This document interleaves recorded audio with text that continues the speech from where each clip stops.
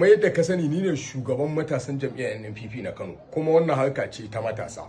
Wato gwamnatin baya burinta ta'addanci, shugaban jam'iyya na wancan lokacin bai iya magana ba, daga ko da tsiya sai Allah ya kada Allah ya kiyaye, sai a ci dan kwankwasiya, to lokaci yayi.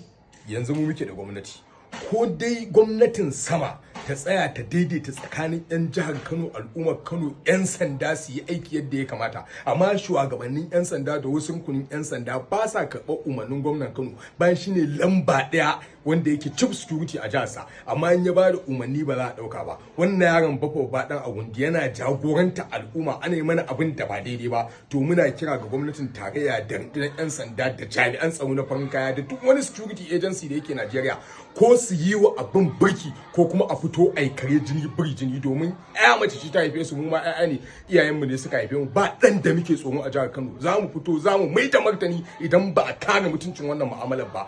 In suka fito za mu fito, idan gwamnati tunaninta wannan abin, gwamnatin tarayya tunaninta wannan abin shine daidai a Najeriya, to za ta gani a kokon shanta 2027. Wallahi ba za mu yi tuni ba a jihar Kano ba.